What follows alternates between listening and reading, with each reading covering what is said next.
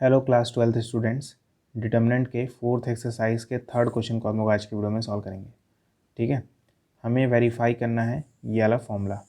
ठीक है, थर्ड वाले क्वेश्चन में, तो ये थर्ड वाला क्वेश्चन है, हमें ये वाला फॉर्मूला वेरीफाई करना है। तो हमें ये मैट्रिक्स दिया हुआ है, हमें इसका एडजॉइंट और डिटर्मिनेंट दोनों निकालना पड़ेगा।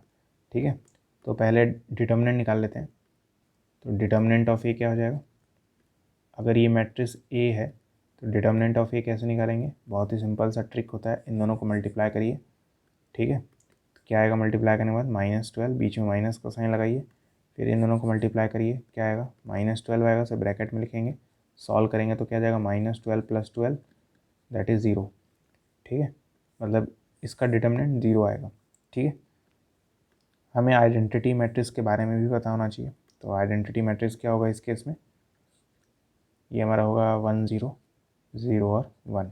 और एडजॉइंट ऑफ ए निकालने का फॉर्मूला क्या होता है, इसका फॉर्मूला होता है C11 C12 C21 C22। ठीक है, और फिर उसका ट्रांसपोज, ये होता है एडजॉइंट निकालने का फॉर्मूला। ठीक है, हर एक एलिमेंट का कोफैक्टर निकालते हैं, फिर ट्रांसपोज कर देते हैं। तो पहले हम लोग C11 निकालेंगे, C11। तो इसके लिए नियम याद रखिएगा कि जब भी ऑड रहे तो माइनस का साइन, और जब भी इवन रहे तो प्लस का साइन। तो 1 और 1 जब ऐड करेंगे तो इवन आएगा, इवन आएगा तो प्लस का साइन लगाना है। ठीक है, तो यहाँ बीच में प्लस का साइन आएगा।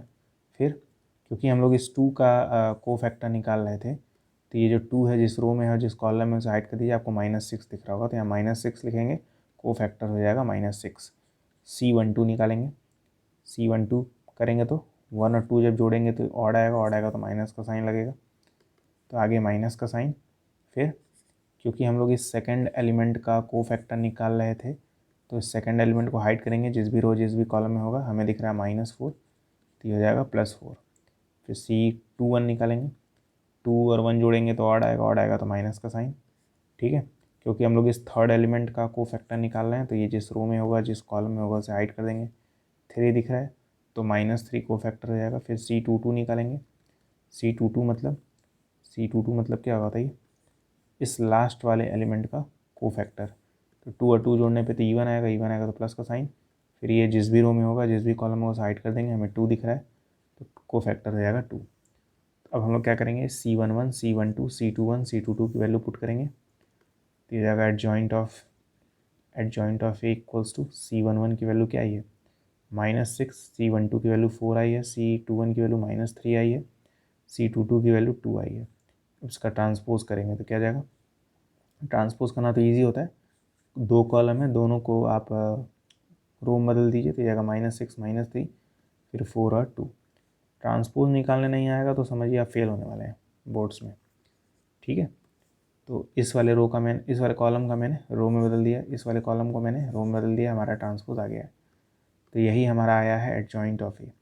अभी काम ख़त्म नहीं हुआ है, अभी हम लोगों ने जो जो चीज़ें निकालनी थी वो हम लोगों ने निकाली है। जैसे डिटर्मिनेंट ऑफ ए हम लोगों ने निकाला, 0 आया। तो एक काम कर रहा हूँ, इसको मिटा के, क्योंकि जगह कम पड़ेगा ना, इसको मिटा के सीधे लिख रहा हूँ डिटर्मिनेंट ऑफ ए 0 आया है, इसको मिटा दे रहा हूँ मैं।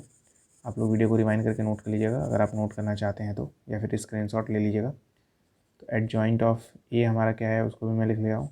ये हमारा आया है -6 -3 4 और 2 आया है। ठीक है, इसको भी मिटा दे रहा हूँ मैं। तो अब हम लोग सबसे पहले ये वाला टर्म निकालेंगे, जैसे हम लोग LHS कहेंगे। ठीक है, तो LHS हमारा क्या होगा, LHS में हमें क्या करना था, ए और एडजॉइंट ऑफ ए को मल्टीप्लाई करना था। तो ए की वैल्यू क्या थी, ए की वैल्यू थी 2 3 -4 और -6। ठीक है, और एडजॉइंट ऑफ ए की वैल्यू क्या है, -6 -3 और 4 और 2। ठीक है, क्लियर है। तो हम लोग क्या करेंगे, मल्टीप्लाई करेंगे। आप जानते हैं रो को कॉलम में मल्टीप्लाई किया जाता है, तो हम लोग इस फर्स्ट रो को फर्स्ट कॉलम में मल्टीप्लाई करेंगे, तो क्या आएगा हमारा आंसर, 2 6 ज़ा -12 और 3 4 ज़ा 12। ठीक है, मल्टीप्लाई करना तो सीख ही गए होंगे। अब इस फर्स्ट रो को सेकंड वाले कॉलम में मल्टीप्लाई करेंगे, तो 2 3 ज़ा -6 और 3 2 ज़ा 6। फिर अब इस सेकंड वाले रो को फर्स्ट वाले कॉलम में मल्टीप्लाई करेंगे, तो जाएगा 24 फिर -24। ठीक,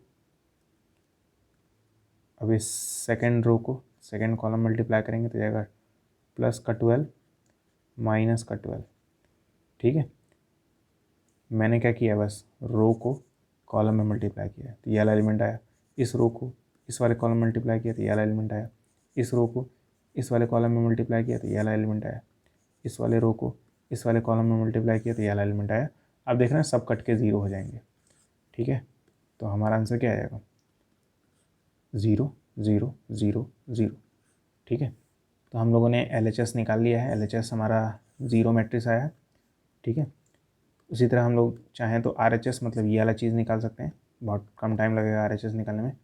तो RHS क्या है आपका, RHS है आपका determinant of A times identity matrix. तो अगर डिटर्मिनेंट ऑफ ए जिसकी वैल्यू आई थी 0, तो यहाँ पे 0 लिखेंगे, multiply by identity matrix which is 1 0 0 1। तो 0 जो है सारे एलिमेंट को 0 बना देगा, तो ये जगह 0 0 0 0, ठीक है। अरे ये 0 जब 1 में मल्टीप्लाई होगा तो 0 आएगा, ये 0 जब 0 मल्टीप्लाई होगा 0 आएगा, सबको 0 बना देगा। तो RHS भी देखिए ये आ रहा है। अभी एक चीज़ और निकालना है MHS, इसे मिडिल हैंड साइड कहते हैं मेरे लैंग्वेज में। तब हम लोग मिडिल हैंड साइड यानी MHS निकालेंगे, जिसको हमें adjoint of A into A find करना है, ठीक है। तो एडजॉइंट ऑफ ए क्या आया था, -6 -3 4 और 2। इसमें हमें मल्टीप्लाई करना है ए को यानी 2 3 -4 और -6 को। तो वही तरीका, रो को कॉलम में मल्टीप्लाई करेंगे तो क्या जाएगा, मल्टीप्लाई करने के बाद -6 2 12, 3 4 +12, ठीक, क्लियर है। फिर इस वाले रो को इस वाले कॉलम में मल्टीप्लाई करेंगे तो जाएगा -18 + 18, ठीक। तो ये दोनों रो को मैंने फर्स्ट रो को दोनों कॉलम में मल्टीप्लाई कर दिया, सेकंड रो को फर्स्ट कॉलम में मल्टीप्लाई करेंगे तो जाएगा 4 2 8 -2 4 8, ठीक। अब इस सेकंड रो को सेकंड कॉलम में मल्टीप्लाई करेंगे तो जाएगा 4 3 12, 2 6 -12, क्लियर है, ठीक है। अब सारे एलिमेंट कट के 0 हो जाएंगे, तो आप देख सकते हैं हर एक एलिमेंट 0 आ रहा है। तो वेरिफिकेशन कंप्लीट हुआ, ये भी नल मैट्रिक्स आ रहा है, ये भी नल मैट्रिक्स आ रहा है और ये भी नल मैट्रिक्स आ रहा है। तो वेरिफिकेशन कंप्लीट हुआ। उम्मीद करता हूँ आपको समझ में आया होगा। अगर समझ में आया तो वीडियो को लाइक करिएगा। मिलते हैं अगले वीडियो में, तब तक के लिए गुड बाय।